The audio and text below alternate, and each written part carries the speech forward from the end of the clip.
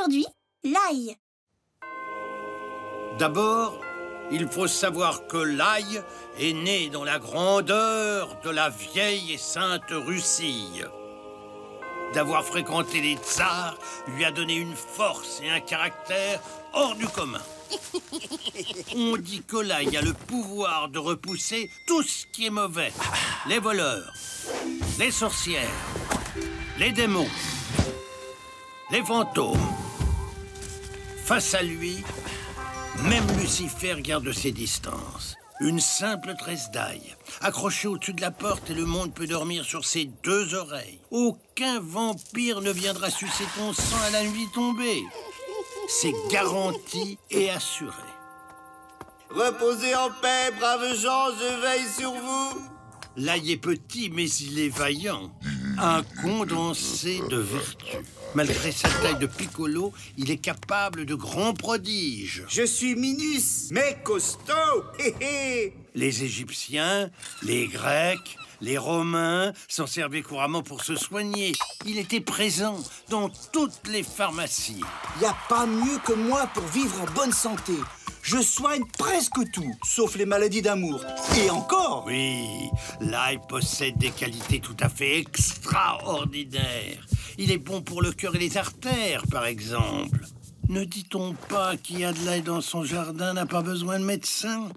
Bien entendu, l'ail n'est pas un médicament, mais il aide à se maintenir en bonne santé. C'est un fortiche, un as de la thérapeutique. En manger régulièrement est une très bonne chose.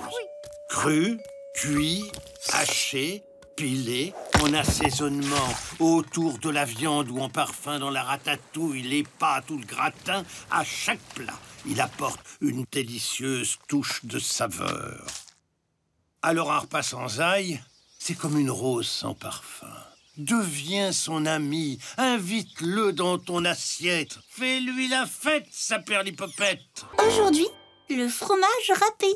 Certains fromages à pâte dure finissent parfois leur aventure sous les dents corrosives d'une râpe alternative. Râpés très fins, ces fromages font bon ménage avec nombre de plats cuisinés. Saupoudrés sur les pâtes ou le riz, en couverture gratinée sur les plats au four, en garniture des croque-monsieur. Ils peuvent même se transformer en festival de fil dans la soupe quand elle est bien chaude. Tire sur la louche, mon ami, et tu verras la malice potagère faire son numéro devant tes quenottes. Car la soupe n'est pas la dernière des rigolotes. Pour les fromages plus jeunes, plus tendres, il est préférable d'avoir recours à une moulinette pour en obtenir des petits brins. Les pizzas, les quiches, les feuilletés les adorent. Ils apportent une touche de saveur inoubliable. Voici Madame Gruyère, prisée des bonnes cuisinières, et Monsieur Emmental, un vrai régal. Sans oublier l'ami parmesan, au bon goût paysan, et le comté, sur qui on peut toujours compter. Ils sont nombreux à aimer se faire râper jusqu'à la croûte, heureux d'y laisser leur peau pour le plaisir de nos papilles.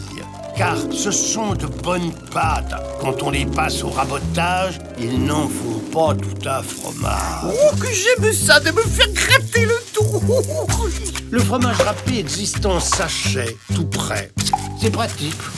Mais ces emballages sont vides du plaisir de mouliner soi-même son propre petit morceau de trésor et de le faire pleuvoir dans son assiette. Et surtout, de garder l'intégralité de ses qualités originelles. Le râpé est toujours à portée de main. Mais rien ne nous oblige à le mettre à toutes les sauces, à le dégainer au moindre plat fumant. C'est beaucoup plus malin de le réserver pour les bonnes occasions, qu'en définitive, à table, il reste un élément de fête, sa perlipopette. Aujourd'hui, le poireau. Ma grand-mère possède un jardin extraordinaire. Les légumes s'y sont organisés en petits royaumes indépendants. Ils vivent en harmonie potagère sous le règne de Sa Majesté Poireau, grand officier du mérite agricole. La journée, Poireau a l'air tendu, guindé dans sa redingote verte et son pantalon d'apparat blanc. Il contemple son petit monde d'un air un peu supérieur. Mais le soir venu, dès que les observateurs ont le dos tourné, il sort de terre pour faire le pitre, raconter des blagues, amuser ses petits camarades. Il n'y en a pas deux comme lui pour faire la roue d'un bout à l'autre de l'enclos. Un vrai prince sans rire. Hélas, je ne suis plus tout jeune et ma dernière heure est arrivée. Le souverain se tient prêt, résigné, la tête un peu sur le côté. Il poireaute comme ça toute la matinée jusqu'à ce que la porte du jardin se mette à grincer. Les bottes du bourreau s'approchent. Une main gantée le retire de terre et l'emporte dans un panier. Les oignons pleurent comme des madeleines. Telle est la destinée du poireau. Mais pour lui, une deuxième vie va commencer. Aider un être humain à vivre mieux. Car le poireau est aussi un légume formidable. Il regorge de vertus. Ah, ça c'est vrai, je confirme. Et hop! Qu'il finisse en bouillon, en potage, en tarte, en vinaigrette ou encore dans un pot-au-feu, à chaque fois, il nous offre le meilleur de lui-même. C'est un généreux, un ami indispensable à notre santé, idéal pour notre système digestif. Il contribue à entraîner avec lui les déchets accumulés dans notre corps. Eh oui, je débouche la tuyauterie, je fais de l'entretien, quoi. Avec lui, tu te portes mieux, tu résistes à la maladie et tu vieillis moins vite. Alors, pas d'hésitation, plante-lui ta fourchette dans la houppette, sa perlipopette. Aujourd'hui, les boissons. Regarde ce magnifique gigonium. Si on le prive d'eau, après quelques jours, ses feuilles se dessèchent, se ratatinent, dépérissent. Il peut même mourir. Et un petit coup d'arrosoir et ça repart. À condition de ne pas arriver trop tard. Et c'est pareil pour tous les êtres vivants, y compris les humains. Ton corps perd continuellement de l'eau quand tu respires, quand tu transpires, quand tu fais pipi. Il est donc plus qu'important de se réhydrater régulièrement. Il n'y a pas 36 façons de faire. Il faut boire. On n'est ni des dromadaires, ni des blocs de pierre. Alors, que choisir pour se désaltérer?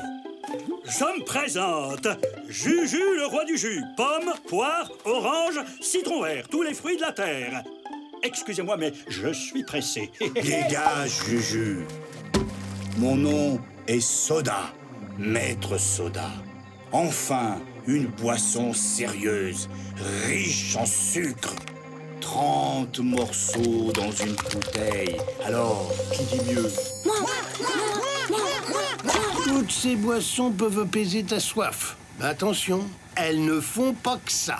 Gorgées de sucre, elles diminueront ton appétit au détriment d'autres aliments.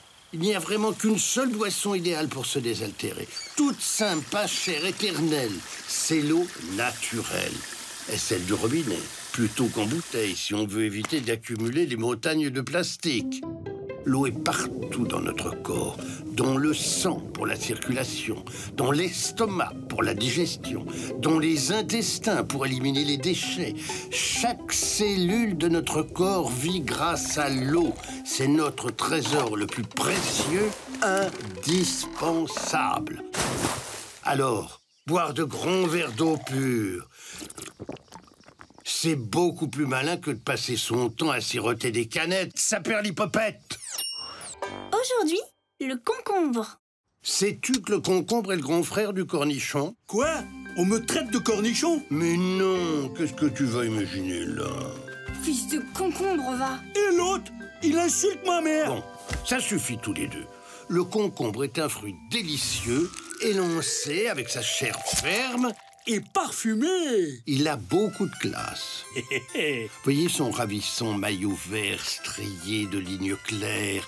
C'est un sportif, très prisé des sportifs.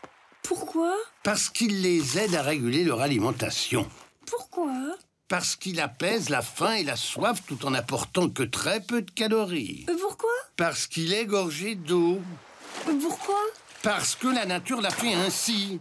Pourquoi? Parce que, selon les statistiques, 95% d'eau font du concombre un champion olympique de légèreté. Et quand il fait chaud, c'est un légume très désaltérant. Pourquoi? Parce que ceux qui posent des questions bêtes sont des cornichons. Et toc! Cassez le corniche! Tout le monde adore le concombre. Il est tellement bon cuisiné. En soupe, en gratin, en beignet, en salade, en tzatziki.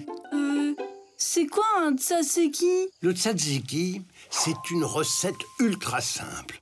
Tu peines un concombre, tu le coupes en dés et puis tu le mélanges avec du yaourt. Un petit peu d'ail, de l'huile d'olive et quelques lamelles de menthe. 1 heure au frigo et hardi petit, c'est parti pour le paradis. Et puis, entre nous, le concombre possède des vertus magiques pour soigner et nourrir ta peau. Tu découpes des rondelles, tu les poses sur ton visage, ça calme les coups de soleil et ça donne le teint clair et la peau douce comme une fesse de bébé.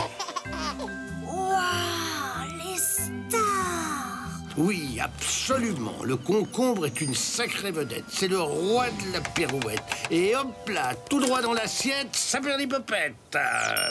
Aujourd'hui, le lait. Est-ce que vous aimez le lait de chauve-souris? Ah, non! Et le lait de putois? Oh, encore moins! Et celui de la vieille guenon?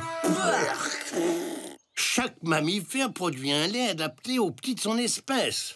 Chez les humains, le lait idéal est le lait maternel, bien sûr. De loin, la nourriture la plus appropriée à la croissance de Monsieur Bébé. Quant au lait de certains animaux, celui de la vache ou de la chèvre par exemple, l'homme en consomme depuis toujours. Il se rapproche du lait humain par la couleur, la texture, mais sa composition n'est pas exactement la même. Quoi? Qu'est-ce qu'il a, mon lait? Il vous plaît pas? Il est pas assez top? Mais si, ma belle, ton lait est parfait pour élever ton veau. Et puis s'il en reste, on peut faire du beurre, des yaourts ou du fromage. Il est indispensable, c'est pas du bidon. On peut même fabriquer des produits de beauté, du savon avec. Mais ça, c'est une autre histoire. Boire un grand verre de lait frais au petit-déj fait partie des plaisirs tout simples. Et dans la journée, si tu as soif, prends de préférence un verre d'eau, car le lait est non seulement une boisson, mais c'est aussi un aliment qui contient des protéines, des glucides et un peu de lipides. Du coup, t'as plus faim pour autre chose. Le lait apporte également du calcium à ton corps. À tout âge, le calcium est nécessaire pour consolider nos os et éviter la casse. Il faut simplement se souvenir que sans soleil et sans exercice physique, le calcium se fixe mal sur notre squelette. Alors, buvons un peu de lait, mangeons varié et dansons sous le soleil. Voilà un excellent programme. Le lait, c'est vachement bon, d'accord. Mais il n'est pas le seul à nous faire du bien et à jouer les super vedettes, sa perlipopette. Aujourd'hui, le marché. Autrefois, la plupart des gens possédaient un potager et cultivaient eux-mêmes leurs légumes. Pour ceux qui n'avaient pas la chance d'être jardiniers, il était assez facile de se procurer des fruits et des légumes à proximité de chez soi. J'ai aussi de la salade. Aujourd'hui, les conditions de vie ont changé. À part cultiver des cornichons sur son balcon ou des tomates sur sa terrasse, la majorité d'entre nous fait ses emplettes au supermarché. Bon, d'accord, c'est pratique. On y trouve de tout. Mais pour ce qui est des produits frais, décider de faire ses courses au marché, ça c'est autre chose. Ah, ici, monsieur, dame. Allez, laissez-vous tenter. Sur la place où sont installés les commerçants du marché, tu entres dans le domaine des couleurs, des odeurs. L'ambiance est détendue, bon enfant. C'est comme un théâtre d'impression. On y fait des rencontres. Ça grouille, ça crie, ça rigole. C'est plein de vie. On peut goûter, humer, caresser, choisir entre deux étals le meilleur emmental, entre deux présentoirs les plus belles poires.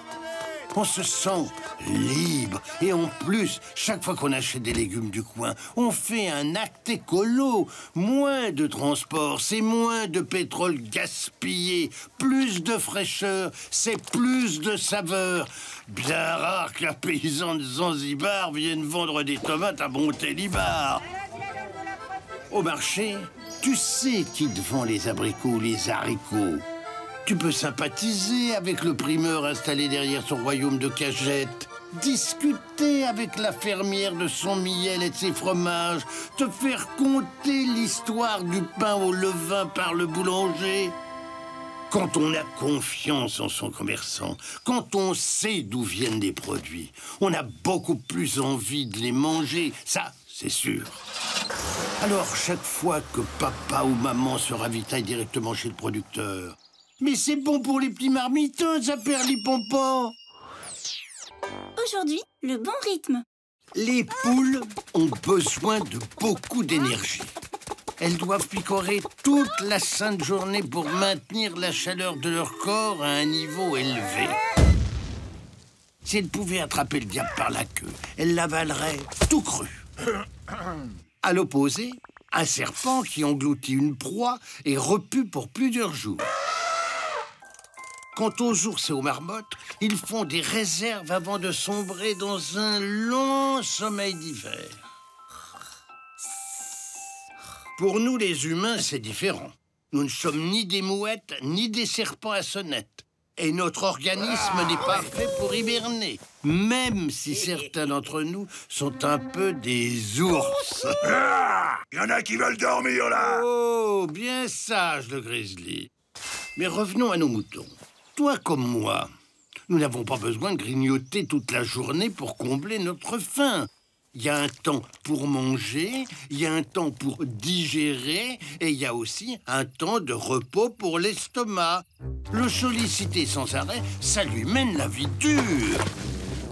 Quand tu passes devant une boutique qui exhale des parfums de croissants chauds, quelque chose se passe en toi. Tu peux te dire, tiens, j'ai faim. Attention, cette odeur est trompeuse. Elle déclenche une envie de boulotter comme ça, mais pour rien. Manger en dehors des repas, même des bombettes, ou mâchouiller des chewing-gums mais automatiquement en route. Tout le système de digestion. Un grand branle-bas de combat pour pas grand-chose. En revanche, lorsque l'heure du repas arrive, que les arômes de cuisine viennent chatouiller ton nez, ton palais se réveille, les papilles se mettent en ordre de marche. Et comme tu as l'estomac vide, c'est un vrai bonheur de le remplir avec des bonnes choses. Et l'estomac, lui, il se dit « je suis bien reposé, en pleine forme. Alors en avant pour une bonne petite dînette, ça perlipopette !» C'est bon la vie. Je mange de tout